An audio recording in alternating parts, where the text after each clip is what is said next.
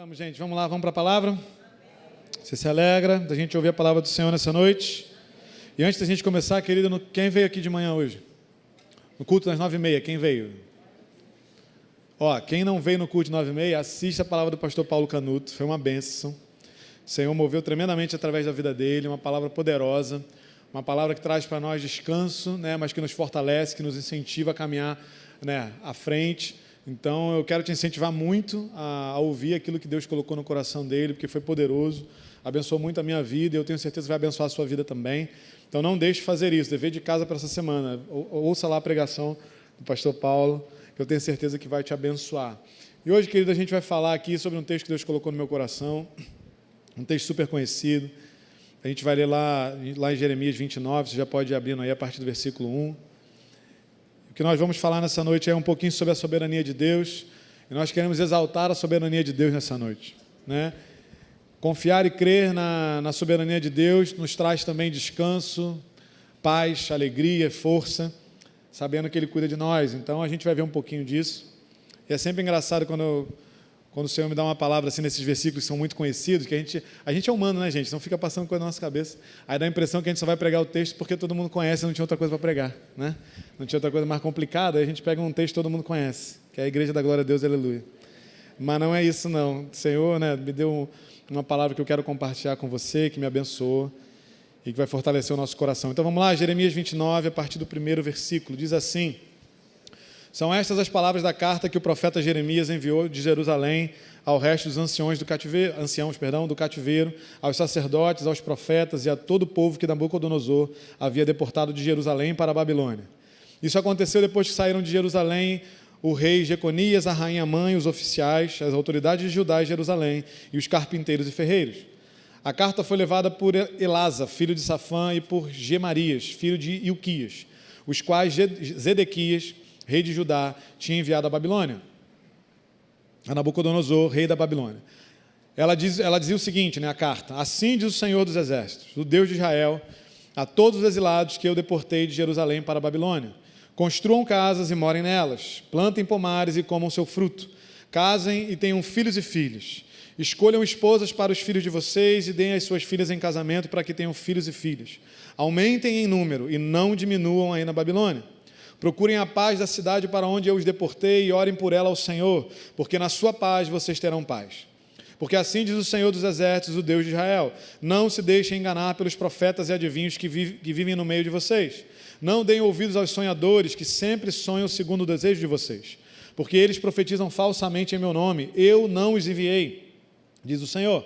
Assim diz o Senhor: logo que se cumprirem para a Babilônia 70 anos, atentarei para vocês e cumprirei a promessa que fiz a vocês, trazendo-os de volta a este lugar. Eu é que sei que pensamentos tenho a respeito de vocês, diz o Senhor.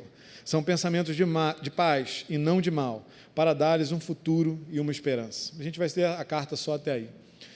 Ele diz esse texto, a gente acaba sempre lendo mais o versículo 11, né? Mas ele tem um contexto. E, inclusive, o que eu vou falar hoje é, de fato, sobre o versículo 11. A gente vai dividir ele em algumas partes para a gente conversar sobre alguns pontos. Mas eu queria só mencionar antes esse contexto, né, em que essa carta chega até o povo na Babilônia, né? Havia ali, então, um momento de cativeiro, o povo tinha sido levado, e como o texto vai dizer aí, haviam falsos profetas que estavam dizendo para ele que ia ficar tudo bem, né? No capítulo 28, um profeta Ananias, ele chega a dizer que não passariam de 2 anos o cativeiro, né? E ele dá essa notícia baseada naquilo que ele achava que o povo queria ouvir. Mas o contexto aqui em que essa carta chega é um contexto ruim, é um contexto de sofrimento do povo, porque Deus estava estabelecendo aquilo que ele havia dito, né, que se o povo não guardasse os mandamentos dele, o cativeiro chegaria, e ele chegou. Então Jeremias escreve essa carta para o povo num tempo de dificuldade, né, num tempo de sofrimento. E essa carta, de fato, chega até lá e ela é considerada, porque você vê no livro de Daniel, no capítulo 9, Daniel menciona que ele recebeu a palavra de Jeremias e que ele então entendeu que o cativeiro duraria 70 anos. Daniel ali também reforçando a palavra que Deus havia dado para aquele povo. Então, não era o melhor momento. O próprio livro de Daniel mostra a situação em que eles estavam ali sendo doutrinados pela Babilônia para se tornarem como os medo-persas, né, que eles falavam lá na época. Então, mas o que me chama a atenção é que Deus vai falando ali para que eles parem de achar que a coisa vai demorar, que a coisa vai ser rápida. para eles não ouvirem esses profetas que dizem que, olha, vai acabar rápido, vai ficar tudo bem, não se preocupa, né? Rapidinho Deus vai resolver isso para vocês. A palavra de Deus não é essa. A palavra de Deus é estabelecendo um tempo, olha, vai levar 70 anos para isso acontecer. Mas o interessante, queridos, e que aí é que me desperta para esse versículo 11, que a gente vai falar daqui a pouco, é que o que Deus vai falando através da vida de Jeremias, nesse início da carta, não é uma notícia ruim. Embora ele diga que o tempo de cativeiro duraria 70 anos, ele começa a dizer, olha, vivam a vida de vocês, construam casas, formem famílias, tenham filhos. Eu acho interessante quando ele fala aqui, aumentem em número e não diminuam aí na Babilônia. Se você é escravo em um lugar, você vai vendo que você não é geralmente bem tratado, né? Então, você é assolado por doenças e por maus tratos, etc. Então, a tendência é que esse povo comece a diminuir, mas a ordem de Deus não é essa. A ordem de Deus é, cresçam dentro do exílio, cresçam dentro da dificuldade. E quando Deus dá uma ordem, Ele já está gerando a possibilidade de que essa ordem se manifeste. Então, isso que Ele está dizendo para o povo era que se o povo tivesse, o coração para guardar o mandamento e colocar em prática, era o que aconteceria. Ele diz, procurem a paz da cidade para onde eu deportei vocês, orem por ela ao Senhor, porque na paz dessa cidade, em outras traduções, na prosperidade dessa cidade, vocês também terão prosperidade. Então, queridos, o que Deus está falando aqui nesse momento é que, olha, há um cativeiro sim, há um momento ruim sim, há uma dificuldade sim, mas o que Ele está estabelecendo é que é possível prosperar durante esse tempo, que é possível crescer durante esse tempo. E aí a gente chega então no versículo 11, que é sobre o qual eu quero falar com você hoje, que é o que a gente mais fala sobre ele. Mas como eu disse, eu quero exaltar a soberania de Deus nessa noite, foi isso que Ele colocou no meu coração, porque é isso que eu vejo nesse versículo. Eu fui procurar esse versículo em outras traduções, e uma das que eu mais gostei, que é a que eu vou mais usar hoje aqui, é a da Bíblia, a Mensagem, que não é uma Bíblia que eu gosto de usar muito, principalmente quando a gente vai estudar ou pregar, porque ela meio que parafraseia algumas coisas, então em alguns momentos você perde um pouco de sentido, ou de fato muda o sentido do que está sendo falado lá no original. Então, não acho que seja uma Bíblia que você tem que usar no seu dia a dia, tá?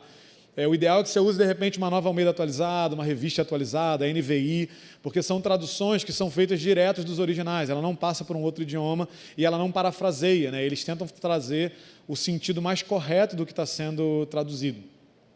Mas, para esse texto específico que a gente vai ler aqui hoje, eu achei interessante a maneira como foi construído e não parafraseia e mantém o sentido. Então, na mensagem está assim, eu sei o que eu estou fazendo, no versículo 11, Eu sei o que eu estou fazendo, tenho tudo planejado. Planos para cuidar de vocês e não para abandoná-los. Planos para dar a vocês o futuro que vocês esperam. Eu achei interessante essa tradução, porque ela mostra claramente Deus se posicionando em relação a tudo o que estava acontecendo. Então, Ele não só declara que serão 70 anos de cativeiro, Ele não só ordena ao povo que eles prosperem naquele lugar, porque é basicamente isso, Formar família, crescer em número, construir casa, orar pela prosperidade da cidade, ou seja, era possível que a cidade da Babilônia prosperasse, e eles prosperariam nisso. Então, a ordem de Deus é, prosperem no lugar onde vocês ficarão em cativeiro durante 70 anos. E aí o que Ele fala para o povo, que é a garantia de que isso é possível, é, eu sei o que eu estou fazendo. Tenho tudo planejado, planos para cuidar de vocês e não para abandoná-los, planos para dar a vocês o futuro que esperam. E a continuação do texto vai dizer que no tempo certo, quando se terminasse os 70 anos, o Senhor traria de volta o povo para a terra e o Senhor terminaria o cativeiro. Então já era uma palavra que já apontava para o fim do sofrimento, coisa que de fato aconteceu, Mas no texto da mensagem também, quando ele fala dos 70 anos, diz que são 70 anos e nenhum dia antes. Então, Deus não estava preocupado muito com o tempo, se ia demorar muito ou não. Ele estabeleceu que seriam 70 anos, e aqueles 70 anos se cumpririam, e nem um dia mais e nem um dia menos, e foi o que aconteceu. Então, o que eu quero falar com vocês hoje, dentro desse texto, dentro dessa tradução, a gente vai ver 4 pontos aí, que exaltam um pouquinho de como Deus é e como Ele faz. Então, a primeira coisa, que é a primeira parte do versículo, eu sei o que eu estou fazendo. A maioria das vezes, querido, eu e você, nós temos dificuldade de crer e confiar que Deus sabe bem o que Ele está fazendo.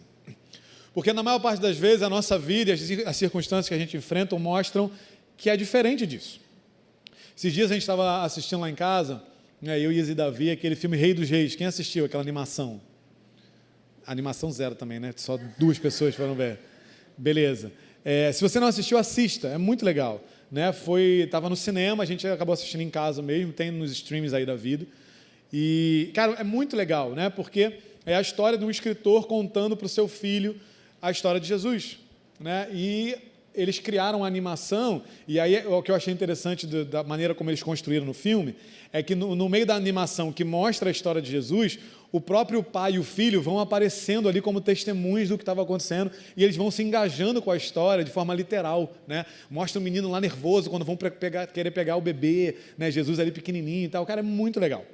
Uma forma super diferente de ver a história de Jesus. Então, se você não viu, assista. Mas uma coisa que me chamou a atenção quando a gente estava vendo lá, e eu estava falando isso no outro dia, gente, quando a gente fala aqui que a gente viu um filme e a gente, cara, veio algo no nosso coração, não sei o quê, a gente não é super espiritual não, gente. Eu estava lá assistindo e veio na minha cabeça, tá? Não foi uma super revelação, que eu jejuei 3 dias e Deus me revelou através do filme. São coisas que a gente vai vendo. E aí tem um momento que mostra João e Maria, com Jesus na barriga ainda, chegando em Belém e tentando procurar um lugar, né? E aí pensa só, se você olhar friamente para o que estava acontecendo ali, estava dando tudo errado. Era um pai e uma mãe grávida, com um filho prestes a nascer, numa cidade que eles não moravam, né, procurando um lugar para ficar, e todos os lugares onde eles foram tentar ficar não tinham vaga para eles. Aí você fala assim, caraca, Deus nos separou uma vaga numa hospedaria para Jesus nascer. Não tinha um hospital esperando por eles com tudo esterilizado. Não tinha, né? Ele bate de porta em porta e não havia nada.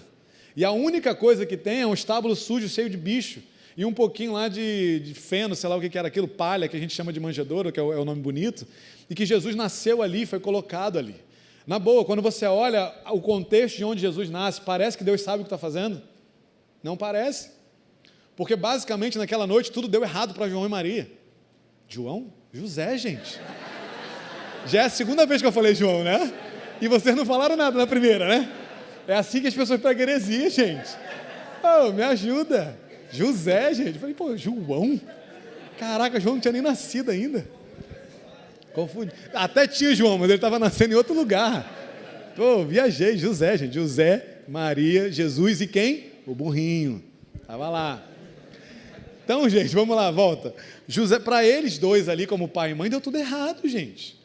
Deu tudo errado. Mas é num contexto em que aparentemente está dando tudo errado para um pai e uma mãe que Jesus nasce.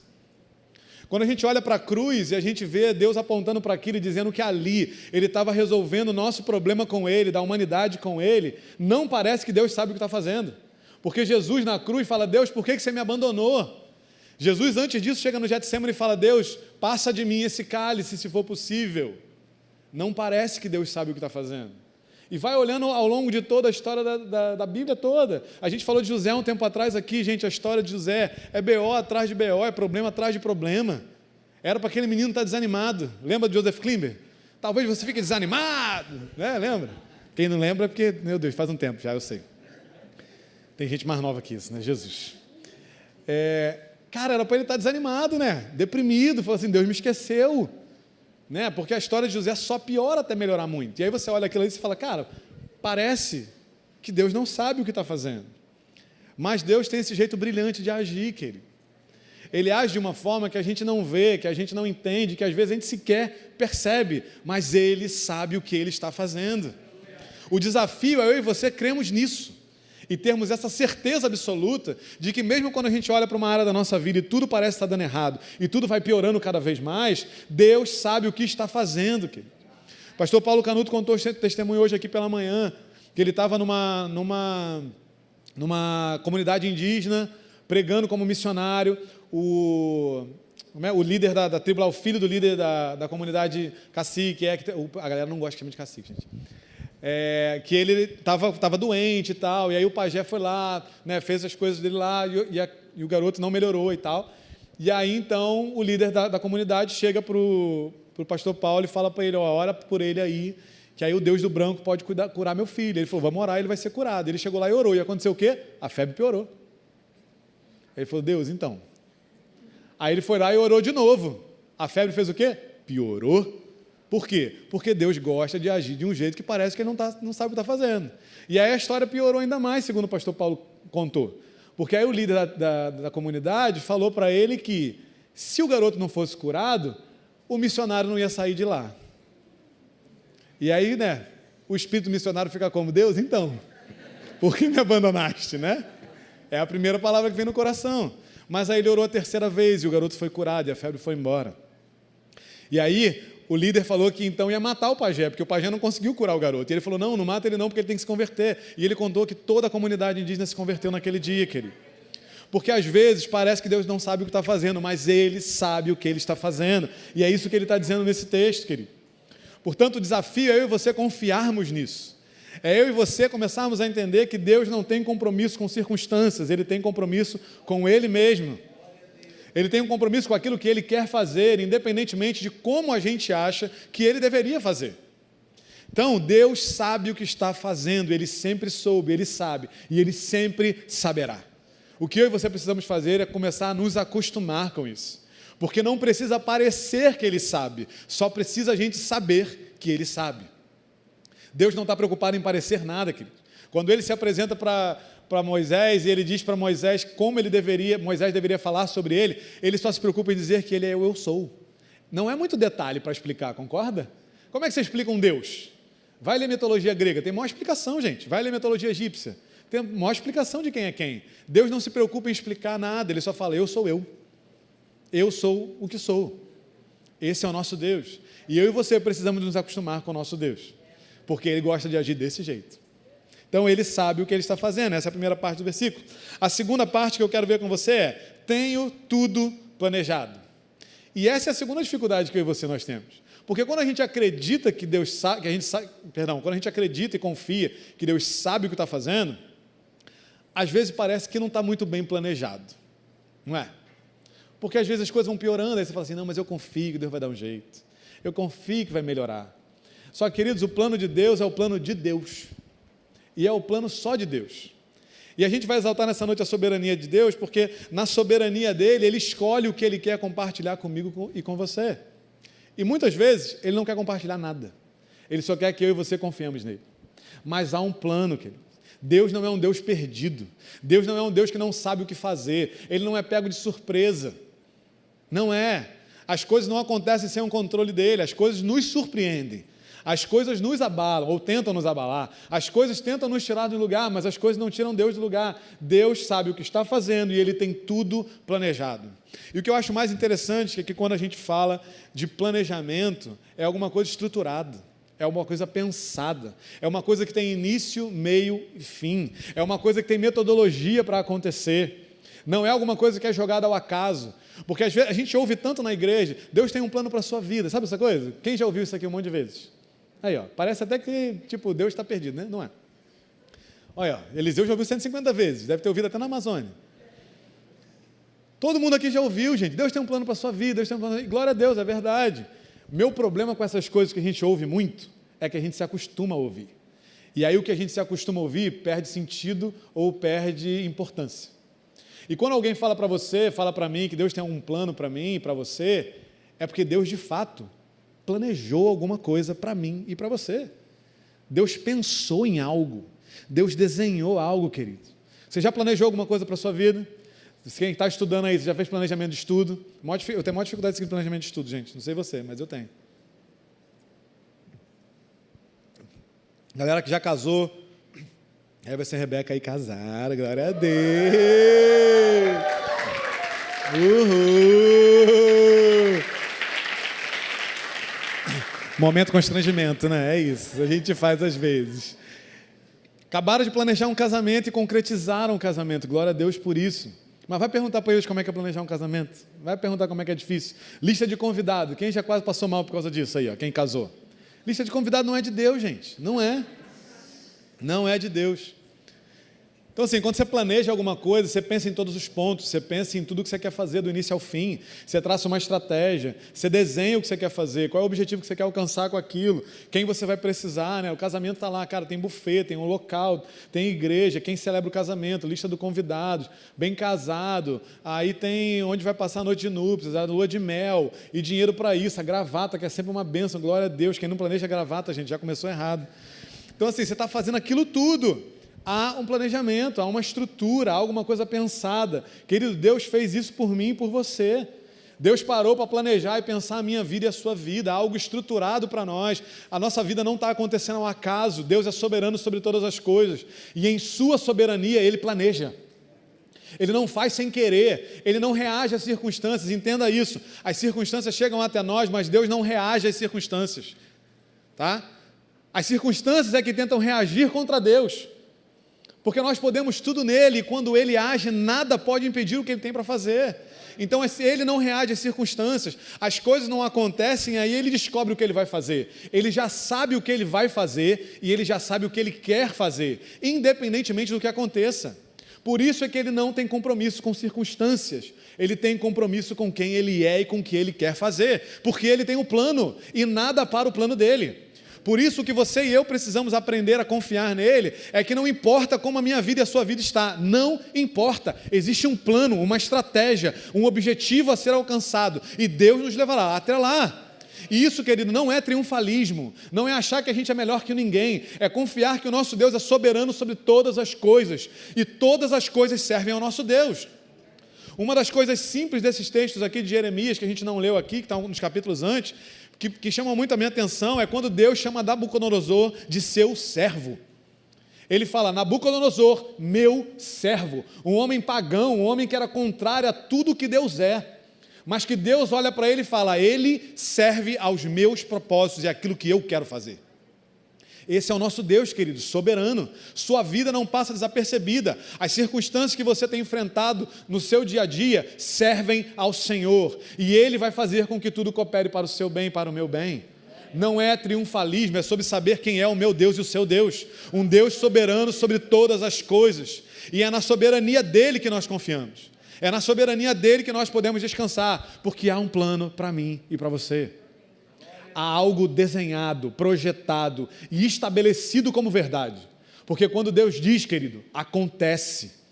Quando Deus chega para esse povo e fala, em 70 anos vocês vão sair daí, nem um dia antes, nem um dia depois, eles passam 70 anos naquele lugar. E quando o tempo se cumpre, eles saem daquele lugar. Porque Deus não tem compromisso com reis, Deus não tem compromisso com reinos, Deus não tem compromisso com políticos, Deus não tem compromisso com épocas, com situações, Ele tem compromisso com Ele mesmo, e Ele vai estabelecer a vontade dEle na minha vida e na sua vida. O que nós precisamos é crer que Ele é soberano, e que quando Ele quiser, quando chegar o tempo, Ele atravessa o que tiver que atravessar, e Ele estabelece a vontade dEle na nossa vida. Nós só precisamos descansar e confiar nele, porque Ele tem tudo planejado para mim e para você. É isso que esse texto de Jeremias está falando para a gente, querido. Só que é o que eu falei, a gente ouve, e um muito ouvir perde sentido. E eu e você precisamos começar a valorizar cada vez mais aquilo que a gente ouve, porque isso é Deus falando sobre quem Ele é. Esse texto do versículo 11 que a gente está lendo e conversando aqui hoje, é Deus revelando quem Ele é e como Ele faz as coisas. Nós não podemos ser indiferentes quando Deus fala sobre quem Ele é. E é isso que a gente está tentando despertar nessa noite. Então, Deus sabe o que está fazendo, Deus tem tudo planejado, nada pega Deus desprevenido, nada surpreende a Deus, mesmo quando nós somos surpreendidos. Amém? Você se anima com isso, querido? Você se alegra nisso? Fecha o olho e respira fundo, assim, ó. Tá tudo bem, gente. Deus já tem tudo planejado.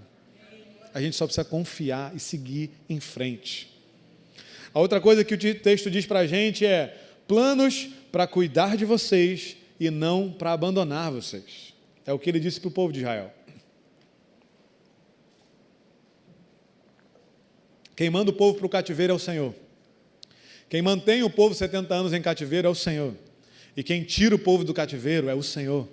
Não há nada que o povo possa fazer contra isso, porque Deus está estabelecendo a sua vontade. Mas ele diz que o plano que ele tem não é um plano meramente, exclusivamente de fazer algo indiferente a nós, e nesse caso aqui, indiferente ao povo. Deus não está indiferente ao povo simplesmente para fazer a sua vontade, mas o plano que ele traçou, que envolvia um cativeiro, sim. Deus não livra o povo do cativeiro, existe o cativeiro na história. Mas ainda assim, Deus, na sua soberania, diz, o plano é bom para vocês. O plano é de cuidado para vocês. Eu manterei vocês, vou manter vocês no cativeiro, mas eu não vou abandonar vocês no cativeiro. É por isso que o texto diz ali, Deus falando, olha, construam casas, se estabeleçam, Vivam a vida de vocês no cativeiro, tenham filhos, casem-se, cresçam. Deus está dizendo ali, olha, é possível, eu não abandonarei vocês nesse tempo, vocês prosperarão nesse lugar. É possível viver a vida que eu estou mandando vocês viver nesse tempo. É isso que Deus está falando para o povo. O plano de Deus para mim e para você, querido, é um plano bom. É um plano de cuidado, não é um plano de abandono, mesmo quando parece que a gente ora e Deus não ouve. Mesmo quando parece que a gente dobra o nosso joelho dentro de casa para clamar a Deus, para que a nossa casa mude, nada muda na nossa casa, o Senhor não se esquece de nós. Ainda que uma mãe se esqueça de um filho, o Senhor não se esquece de nós. Ainda que pai e mãe me abandonem, eu confio no Senhor, porque Ele não se esquece de mim. É o que a palavra dele diz para nós, querido, porque Ele tem um plano bom, não é apenas um plano, não é apenas uma estratégia, é um plano bom para mim e para você. É algo que está cooperando para quê? Para o nosso bem. Não está apenas cooperando para o que Deus quer fazer de forma aleatória, mas também está cooperando para o nosso bem, querido. Deus está preocupado em planejar coisas boas para mim e para você. As circunstâncias às vezes dizem para a gente o contrário, que não é o que Deus está planejando para você.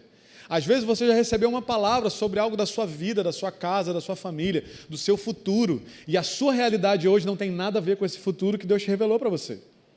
Só que Deus não está preocupado com isso, querido, porque Deus tem um plano bom. Deus não tem um plano de abandono, Deus tem um plano de cuidado.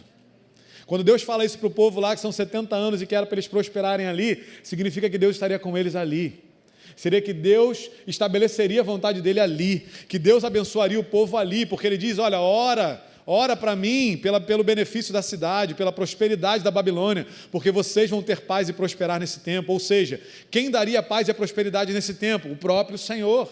Ele abençoaria a Babilônia por amor ao seu próprio povo naquele lugar. Querido, às vezes o teu lugar de sofrimento hoje vai ser abençoado pelo Senhor, para que nesse lugar de sofrimento você prospere.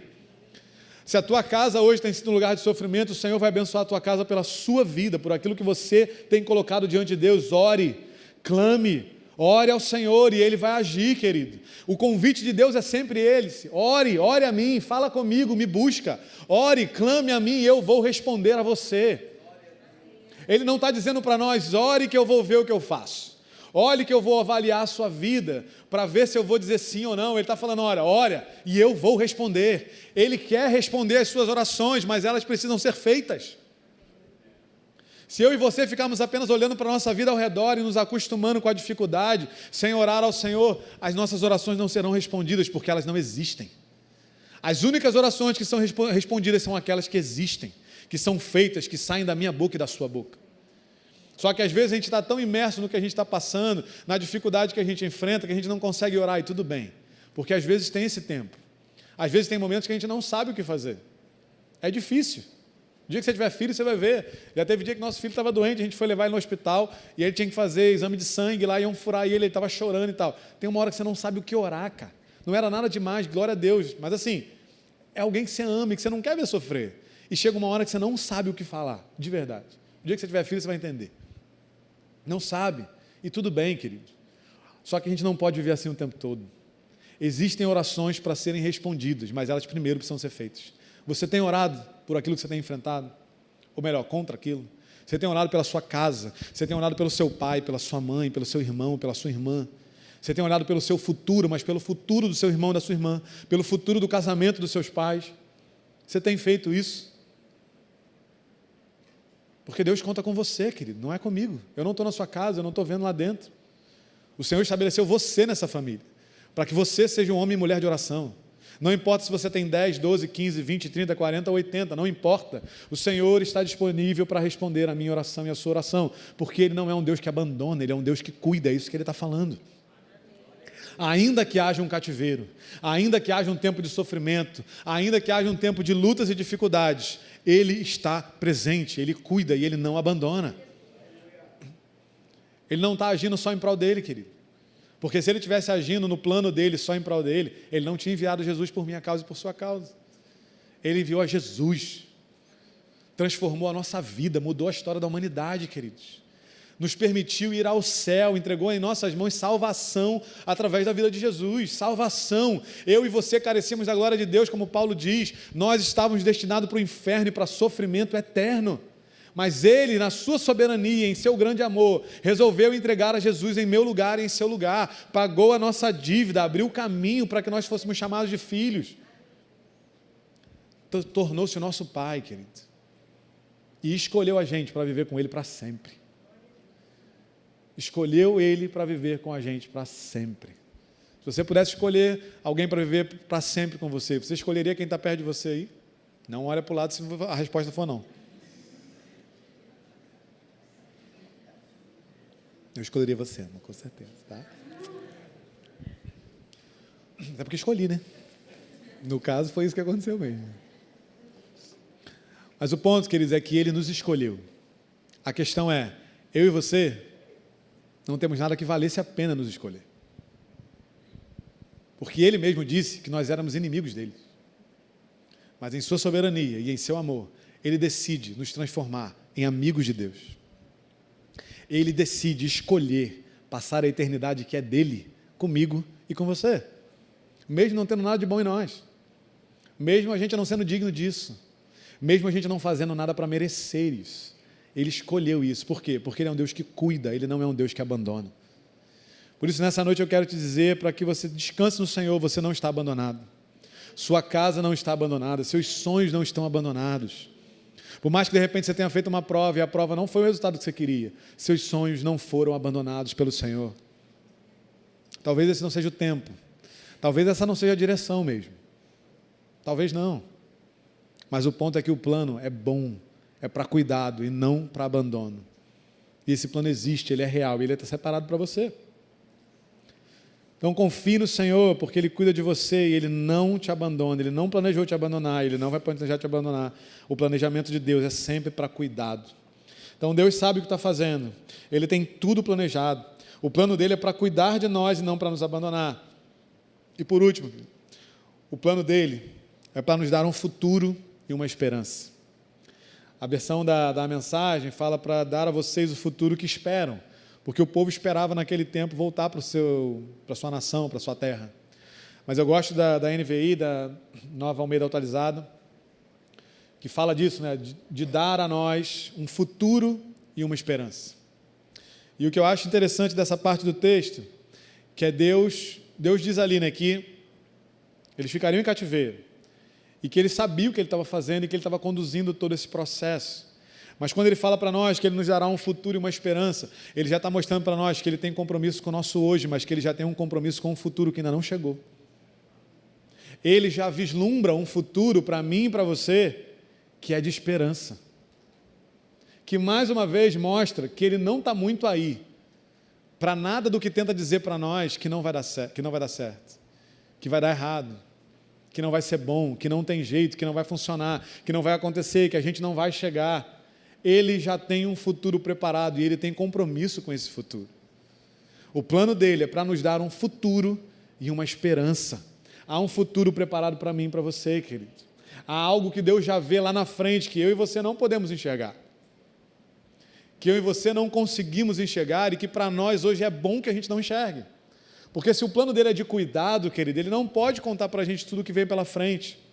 Porque vem coisa muito boa e vem coisa muito ruim também, que a gente vai vencer em nome de Jesus. Mas elas virão, porque a certeza que nós temos é que o dia mau chegará. Não é se haverá um dia mau, mas é quando ele vier. Então tem muita coisa para ver aí na frente, o Senhor sabe que Ele não pode revelar tudo para a gente.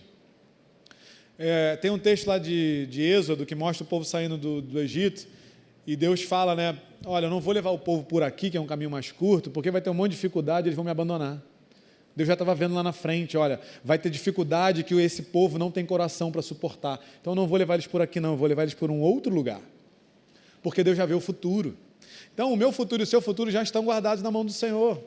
Só que tem coisas que Ele vai revelar para você. Mas tem um montão delas que Ele não vai revelar e você vai descobrir quando chegar lá. Porque se Ele te revelar agora, ou vai perder a graça, ou você vai ficar ansioso, ou você vai ficar com medo. E as três opções são verdadeiras. Então, Deus revela para nós aquilo que é necessário que a gente saiba hoje. A gente está numa geração que já é, como a gente já falou um tempo atrás aqui, marcada por ansiedade, né? E eu já conversei com alguns de vocês sobre diversas histórias, né? Diversas situações. E uma coisa que eu acho interessante é que é uma marca constante em todas as conversas que a gente tem, querer a certeza absoluta de um futuro. Tem gente balançando a cabeça. Querer a garantia de um futuro. A certeza de que a escolha que vocês estão fazendo na faculdade hoje é a escolha perfeita e que não vai haver nenhuma necessidade de mudança. A certeza de que essa escolha de vocês vai gerar o melhor e maravilhoso salário que vocês podiam ter na vida de vocês. A certeza de que se esse menino ou essa menina que você gosta é para você casar ou não. Quantas certezas você está esperando do Senhor hoje? Quantas são elas? Essa geração quer uma necessidade de certeza. E viver, querido, é viver em certezas. É por isso que a fé é aquilo que a gente não vê, é aquilo que a gente espera. Porque a vida é incerteza o tempo todo. E a fé é o contrário disso. É a certeza, mas é a certeza do quê? Do que a gente não vê, do que a gente não sente, do que a gente não pega, do que a gente espera. E muitas vezes a gente está esperando coisas que a gente não sabe. Deus está nos desafiando a ter certeza sobre aquilo que a gente não consegue ver e não esperar a garantia de certeza do que a gente vê. Olha que coisa contraditória, né? Mas a gente tem esse coração, né, de querer saber tudo, e como é que vai ser, e se for a escolha errada, você vai descobrir se você escolher, né? Eu estava vendo um vídeo hoje, era um cara conversando com um senhor de idade, assim, e ele falou uma frase que é interessante, eu não faço ideia de quem seja isso, mas que muito mais se perde por indecisão do que por decisões ruins. Olha que coisa interessante, né? Então, a gente fica querendo tanto uma certeza absoluta de que algo seja perfeito, que a verdade é que a gente não escolhe. A gente não decide. E Deus quer que a gente decida, né? Deus quer que a gente decida, obviamente. Tem muitas coisas que Ele vai mostrar para nós uma direção clara do que a gente tem que escolher e decidir do jeito que Ele quer. Mas tem outras coisas que Ele já nos deu e já colocou em nós tudo o que a gente precisa saber para decidir.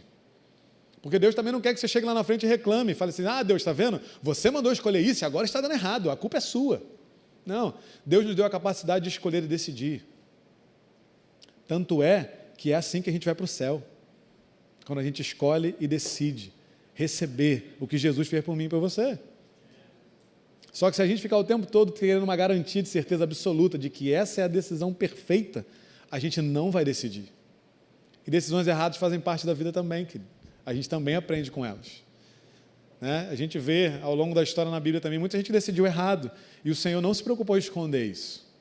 Mas o bom é que até quando a gente decide errado, o nosso Deus diz que Ele, quando a gente tropeça e cai, a gente não fica prostrado, mas Ele nos coloca de pé. Ele nos exorta, Ele nos ensina. Ele é a voz que diz, não se desvie para a direita nem para a esquerda, segue o caminho. Ele é a voz que diz, escolha a vida e não a morte. Esse é o nosso Deus, querido. Portanto, eu quero te incentivar nessa noite a confiar num futuro que você não conhece. A tomar as suas decisões e escolhas hoje baseadas no que Deus estiver apresentando diante de você, com a certeza absoluta de que você não tem certeza nenhuma. É isso que Deus quer que você viva, querido. Se arrisque. Porque existe um futuro pronto para você, existe um Deus planejando a sua vida, existe um Deus cuidando de você e não te abandonando. Então se arrisque, tome as suas decisões, faça as suas escolhas no Senhor. Ele está com você, querido. Ele nos deu um consolador, um ajudador, que você pode consultar, e às vezes Ele vai dizer, olha, faz isso aqui, ou às vezes Ele vai dizer, vai nessa, decide. E aí você vai ter que ter coragem para decidir, sabendo que talvez não seja a decisão perfeita, e tudo bem. Mas existe um futuro, querido. E além de um futuro, existe uma esperança. É o que o texto diz para nós. Nós podemos ter esperança hoje de que há um céu para nós. Nós podemos ter esperança hoje de que aquilo que não está certo, de aquilo que está ruim na nossa vida, o Senhor tem solução para isso. Nós podemos viver com esperança de que o Senhor está no controle de tudo, querido. Mas uma coisa que Deus estava me mostrando nesse texto, que eu lembrei agora aqui, que o Espírito me lembrou, graças a Deus, eu não queria deixar de falar isso, é que no texto que a gente leu, diz que os falsos profetas estavam dizendo para eles que o cativeiro acabaria logo, né? Eu falei de Ananias, que é? Ananias, isso, que ele fala que só duraria 2 anos, enquanto Deus estava falando que era 70 anos. E aí sabe que Deus me chamou a atenção, querido, e é algo que eu queria despertar para você também, dentro desse contexto, é que muitas vezes, quem faz esse papel na minha vida e na sua vida sou eu e você. Já parou para pensar nisso? É quando a gente está enfrentando alguma coisa e a gente fala para Deus assim, não, eu tenho certeza que essa semana Deus vai mudar. mas Deus não te falou nada. E aí você está dando ideia para Deus fazer o que Ele não disse que vai fazer, do jeito que Ele não disse que vai fazer, porque você quer que aconteça. Porque eu quero que aconteça. Quantas vezes a gente já fez isso? Às vezes o papel de criar a expectativa errada no nosso coração é meu e seu. A gente faz isso com a gente mesmo. Porque a gente quer tanto que a coisa mude, a gente quer tanto alcançar alguma coisa, a gente quer tanto conquistar alguma coisa, que a gente faz isso todo dia 31 de dezembro. Né? A gente começa a traçar planos para Deus, metas para Deus, não é para a gente. Não, esse ano Deus vai fazer isso na minha vida. Esse ano eu tenho certeza que Deus vai fazer isso. Esse ano Deus vai fazer tal coisa. Eu creio. Não. Gente, eu creio também, tá? O ponto é que a Bíblia nos ensina a crer no que Ele diz, no que Ele tem a dizer. Porque Ele garante o que Ele tem a dizer. A minha expectativa e a sua expectativa não é garantida por ninguém. É só ilusão. Portanto, quando a gente diz, eu creio que Deus vai fazer isso semana que vem, mês que vem ou no ano que vem, creia naquilo que Deus está te falando sobre essa circunstância. Porque vão ter momentos que você vai falar assim, eu creio que Deus vai mudar isso, e Deus vai falar para você, eu não vou mudar agora. Eu creio que eu vou conseguir mudar de emprego, Deus vai falar para você, não, eu não vou te tirar daí agora. Aí você vai fazer o quê? Vai se demitir? Vai ser pior. Porque aí você vai estar fora da vontade de Deus. Estar na vontade de Deus, querido, é fazer aquilo que Ele quer. É crer naquilo que Ele tem a dizer sobre a situação que eu e você estamos vivendo. A gente tem que começar a parar de fazer esse papel de gerar expectativas errôneas e mentirosas dentro do nosso coração. Deus não funciona assim. É óbvio que Deus responde à nossa fé, mas a nossa fé na palavra dEle. A nossa fé no que Ele tem a dizer. E não a nossa fé naquilo que a gente quer. Pastor Hélio fala isso aqui o tempo todo. Deus não age porque a gente quer muito. Deus não age em cima de desejo. Deus age em cima de fé. E fé é a certeza em quê? Nele. Porque Ele é a única coisa que é certeza, gente. Não é o que a gente quer. Aí você pode dizer assim para mim, que foi o que eu falei até para Deus, que eu fiquei meditando sobre isso. Mas tem a mulher do fluxo de sangue. O que ela disse? Ela falou, se eu tocar nele, eu vou ser curada. Ela criou expectativa nela. Você pode dizer isso para mim, faz sentido o que eu estou falando? Ela falou lá, olha só, mas se eu for lá e se eu pelo menos tocar nele, eu vou ser curado. Só que a gente tem que entender, queridos, é que a fé dessa mulher não estava na roupa de Jesus. A fé dessa mulher não estava na capacidade que ela tinha de se arrastar até Jesus e de que ela conseguia tocar nela. A fé dela estava naquilo que ela ouviu sobre quem Jesus era. A fé dela estava no poder que havia em Jesus e que por crer nesse poder, ela entendia que um toque numa roupa era o suficiente para curar a vida dela. A fé não era o desejo do coração dela, não é o que ela queria muito, não era pela força do braço dela de chegar até lá, tocar e ser curada. Quando Jesus fala, saiu de mim poder, é nisso que ela estava crendo, num poder que era sobrenatural, que estava sobre Jesus e que podia transformar a vida dela, e transformou a vida dela. O que ela creu não é no que ela podia fazer e no que ela queria, o que ela creu é no que Jesus podia fazer e naquilo que havia sido anunciado sobre quem Jesus era, porque eles conheciam esse texto, todos esses textos que falavam sobre Jesus. E quando ela viu e ouviu sobre o que estava acontecendo, o próprio Jesus fala isso para os discípulos de João, olha, diga para João que os cegos estão vendo, porque disseram lá atrás que os cegos veriam. Diga que os mudos estão falando, porque disseram lá atrás que os mudos falariam. Então Jesus está anunciando aquilo que foi dito pelo Senhor lá atrás. Então, queridos, eu e você, a gente precisa parar de ficar jogando fé em cima de Deus e achando que Deus tem que fazer o que a gente quer. Ele é soberano, não somos nós que somos soberanos. Deus não é refém da minha fé e da sua fé, querido. Deus não é refém de ninguém. Ele zela pela sua palavra para cumprir. Ele está de olho naquilo que Ele diz para cumprir o que Ele mesmo falou. E esse é o compromisso dEle com a minha vida e com a sua vida. Não façamos Deus de refém, porque Deus não é refém de ninguém. A nossa fé não transforma Deus em nosso refém. Ele não faz o que a gente quer, Ele faz o que Ele quer. E nós cremos naquilo que Ele quer fazer. É isso que a palavra nos mostra, é isso que ela nos ensina. E é isso que é verdade. O que foge disso não vem de Deus. Porque o que foge desse livro não vem de Deus. E é mentira. E é isso que a gente está vendo nesse contexto aqui. Pessoas anunciando o que Deus não disse. E gente acreditando naquilo que Deus não havia dito. Tem uma das versões que fala que os profetas sonhavam que o povo queria que eles sonhassem. Desejo do coração puro, querido. Não é o que Deus tem compromisso em fazer.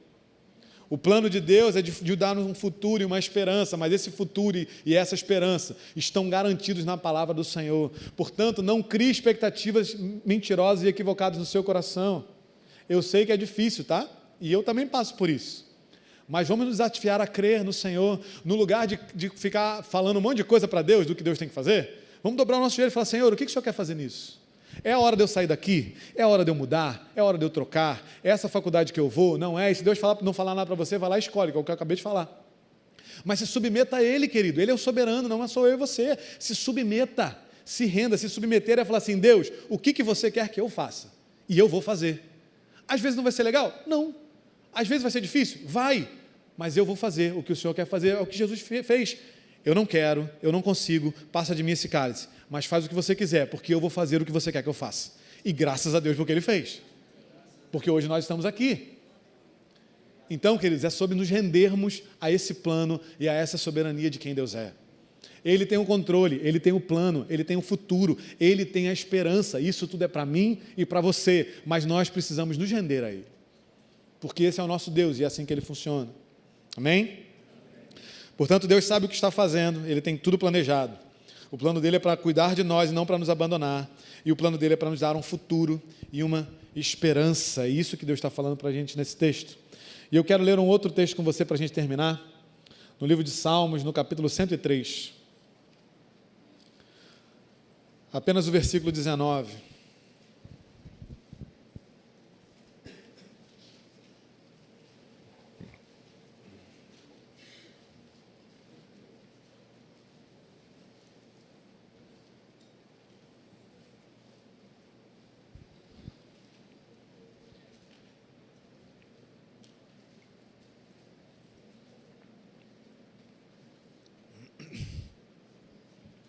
Aleluia, graças a Deus.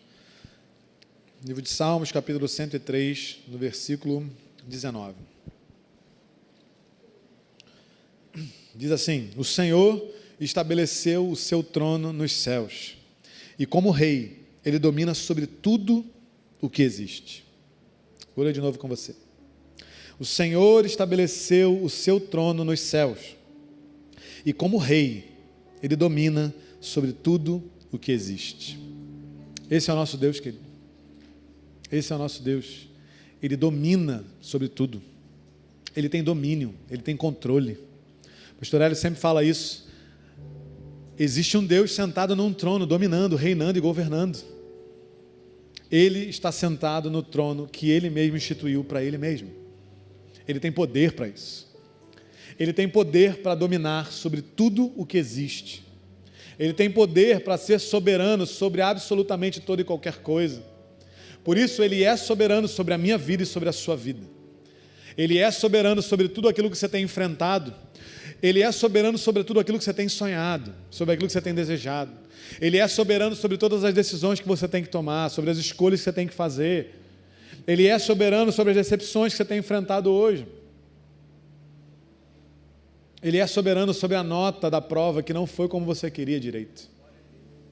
Ele é soberano sobre a relação candidato-vaga. Ele é soberano, queridos. Tudo serve ao Senhor, porque Ele domina sobre tudo o que existe. Esse é o nosso Deus, querido. Esse é aquele que você pode chamar de meu Deus, de meu Pai. Portanto, queridos, o que Deus colocou no meu coração para essa noite, para a gente sair daqui, é com o coração leve, com o coração em descanso, com a certeza absoluta de que Ele sabe o que Ele está fazendo e Ele tem um plano e um bom plano para mim e para você. Mas eu e você, nós precisamos crer. E crer é ter certeza. E ter certeza é olhar para aquilo que está ao nosso redor e falar: Deus tem um plano para isso. Deus tem um plano para isso. Senhor, é muito difícil eu conquistar aquilo que eu quero, mas Deus tem um plano para isso. Deus colocou isso no seu coração. Deus depositou isso em você. Se você percebe que isso é algo de Deus no seu coração, há um plano para isso. Há um plano. E quando Deus fala, se cumpre. Há um plano, querido. Mas a gente precisa ter a certeza. Quero te convidar nessa noite a olhar para a sua casa e crer que há um plano para lá. Há um plano estabelecido, desenhado, projetado. E é um plano bom. É um plano bom. Aqueles que não se converterão ao Senhor, se converterão ao Senhor. O lugar onde precisa de perdão, haverá perdão. O lugar onde precisa de reconciliação, haverá reconciliação, querido. O pastor Paulo falou hoje aqui um pouco sobre a vida dele, em relação ao pai e à mãe dele. E quando ele, servindo a qualquer coisa que não Deus, ele nas drogas, no tráfico, e a mãe dele dizia para ele: olha, você vai ser um pregador da minha palavra. E ele falava: mas eu não creio no seu Deus. E ela falava: mas eu creio no meu Deus, eu só preciso disso. Creia no seu Deus, querido. É só isso que é preciso. É só isso que é preciso. Creia no seu Deus, tenha certeza. Certeza, o plano existe, é bom. Está desenhado, projetado e preparado para mim e para você. Tenha certeza. Você não está sozinho, você não está abandonado, você não está esquecido. Esse é o seu Deus. Esse é aquele que decidiu ser seu pai e meu pai. Esse é aquele que decidiu nos chamar de filhos em Jesus. Ele não está alheio à minha vida e à sua vida, querido. Ele tem um plano. Feche seus olhos, vamos orar. Contemple aí na sua mente agora tudo aquilo que está na sua vida hoje, seja bom, seja ruim, seja uma dificuldade, seja um sonho, seja uma impossibilidade, seja um desejo do seu coração. Contemple isso agora aí no nome de Jesus. Veja na sua mente, não é pensamento positivo não, querido. É ganhar consciência sobre cada uma dessas coisas e olhar para isso e falar: Deus tem um plano para isso.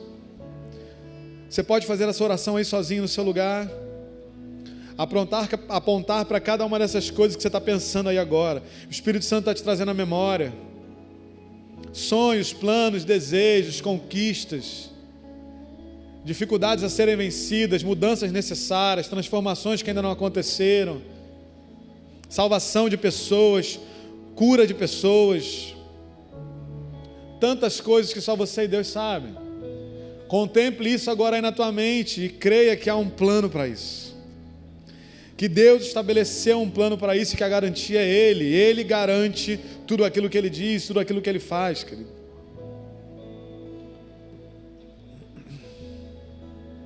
Fale com Ele, querido.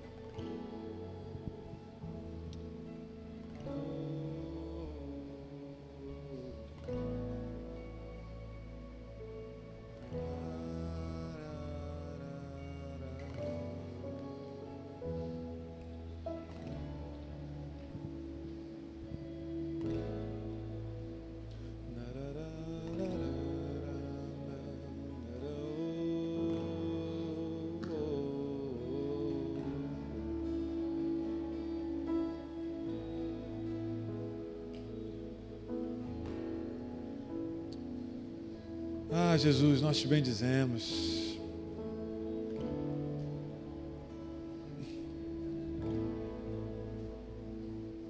Nós só podemos te agradecer, Jesus. Nós só podemos te agradecer, Senhor, porque o Senhor é bom. O Senhor sabe o que está fazendo, Deus. O Senhor tem um plano para nós, um plano bom, um plano para hoje, um plano para o futuro de esperança. Haverá um tempo, Deus, em que o sofrimento cessará, Deus, mas haverá um tempo também da conquista. Haverá o tempo de chegar lá naquilo que nós temos sonhado, almejado e desejado. Senhor, nós cremos que há um plano para a vida de cada um de nós aqui, Deus. Nós clamamos a Ti nessa noite, Deus, para que o Senhor molde o nosso coração à Tua palavra e nos ajude a confiar mais no Senhor. Porque a verdade é que às vezes, ó Deus, as circunstâncias dizem para nós que nada disso é verdade, e na nossa humanidade, às vezes, nós acabamos deixando que os pensamentos entrem na nossa mente, mas nós queremos dizer não nessa noite em nome de Jesus, e levamos cativo a Ti todo o pensamento contrário à Tua palavra. cremos no Senhor, cremos na tua soberania, cremos no teu domínio, cremos, ó Deus, que o Senhor está assentado num trono reinando para todo sempre. Cremos, ó Deus, que a nossa vida não está alheia ao Senhor, mas que os teus olhos estão sobre nós, e o Senhor inclina os seus ouvidos para ouvir o clamor da nossa vida, Deus. É o que nos mostra a tua palavra, e nós cremos que a tua palavra é verdade, e é nela que nós nos baseamos, Senhor, porque sabemos que é nela que o Senhor se baseia também. Nos ajuda, Deus, a contemplar aquilo que vivemos, ó Deus, crendo que o Senhor sabe o que está fazendo e que há um plano para nós, Deus. Nós celebramos o teu nome, Deus, porque o Senhor é bom. Você pode se colocar de pé, querido? Eu queria que você, ainda de olhos fechados, pudesse engrandecer o nome dele. A gente vai cantar daqui a pouco aqui uma música para engrandecer a ele com essa melodia, com essa poesia. Mas eu quero que você abra os seus lábios aí onde você estiver e agradeça a ele por tudo isso que ele falou com a gente aqui hoje. Você pode abrir os seus lábios, querido? Vamos. Vamos, declare pela fé aí. Agora é a hora de você usar essa fé, que é certeza, de falar: Deus, eu creio que o Senhor tem um plano para a minha vida. Eu creio que o Senhor tem um plano para o meu pai, para a minha mãe, para o meu irmão, para a minha irmã, para a minha avó, para o meu avô, para o meu tio, para a minha tia, para toda a minha família, a minha parentela. Eu creio que o Senhor tem um plano, porque o Senhor disse que o Senhor tem um plano. Não é pelo que eu quero, não é pelo meu coração, não é pelo meu muito desejar, mas é porque o Senhor disse que o Senhor tem um plano para a minha vida e para a minha família. E por isso nós cremos, porque o Senhor disse. Não é aquilo que nós dizemos, ó Deus, mas é aquilo que o Senhor disse. E o que o Senhor disse é verdade, e se transformará em realidade na nossa vida. Deus, nós te agradecemos, Senhor. O nosso coração se enche de alegria, e nós podemos descansar em Ti, Deus. Podemos descansar em Ti, Deus. Eu posso descansar.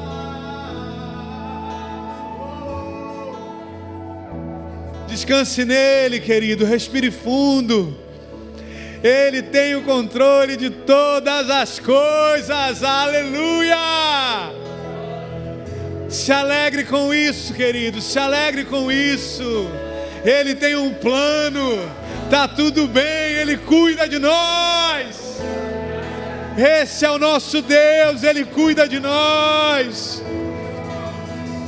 Ele cuida de nós. Ele não nos abandona. Tu és soberano, Deus, e nós queremos descansar nessa soberania, Jesus. Nós queremos descansar nessa soberania, Deus. Obrigado, Deus. Obrigado, Jesus. Obrigado, Jesus. Obrigado, Deus. Renda-se a Ele, querido. Diga para Ele que você não quer mais ter o controle. Diga para Ele que você não quer mais as coisas do seu jeito, da sua maneira, com a sua expectativa. Fala para Ele: Deus, eu quero a Tua vontade, eu escolho a Tua vontade. Mesmo que hoje a Tua vontade não seja a minha vontade, eu quero.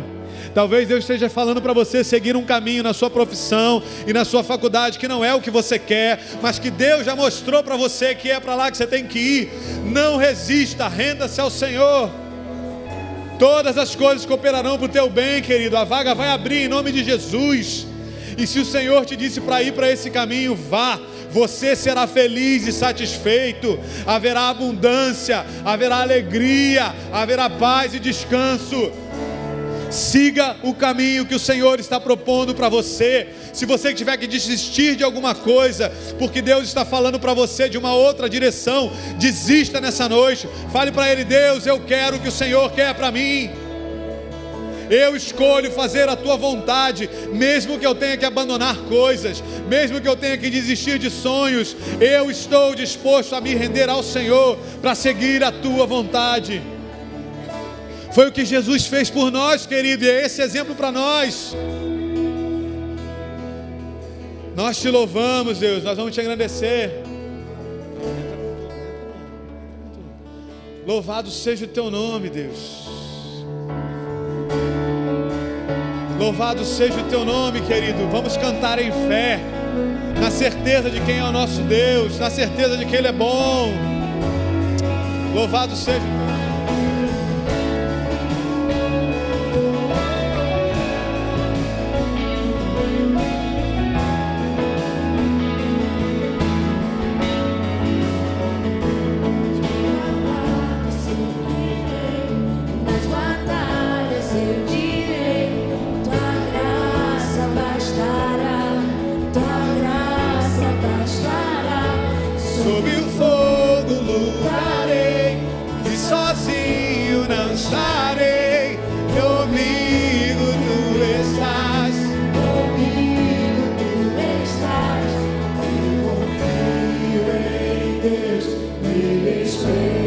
Cante, Wake, cante em fé, vamos. Deixe sua voz sair, vamos lá. Deus está aqui e venceu por mim. Eu sei, meu Deus não se abala.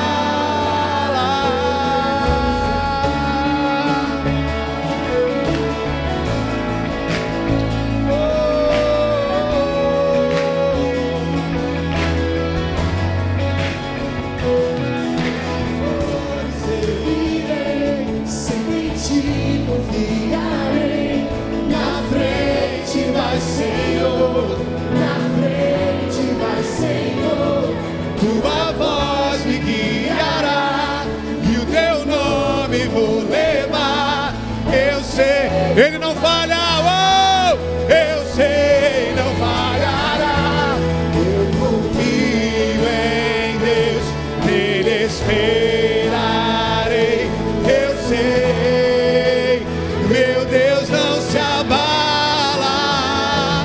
Deus está aqui e venceu por mim. Eu sei, meu Deus não se abala. Aleluia. Louvado seja o teu nome.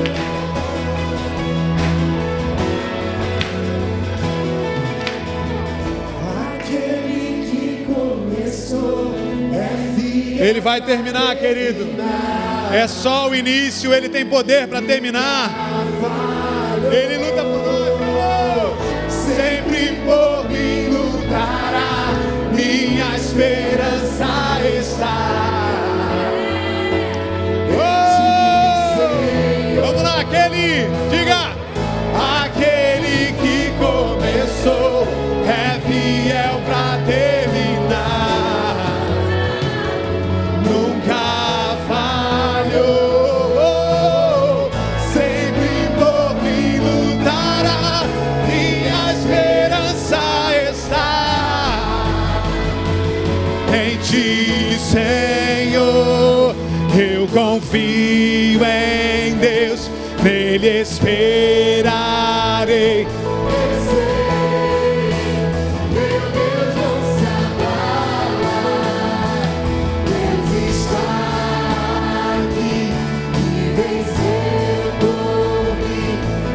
Sei, meu Deus não se abala. Eu confio em Deus, nele esperarei. Eu sei, meu Deus não se abala. Deus está aqui e venceu por mim. Eu sei, meu Deus não se abala. Meu Deus não se abala. Aleluia, louvado seja o teu nome, Jesus. Glória a Deus, aleluia.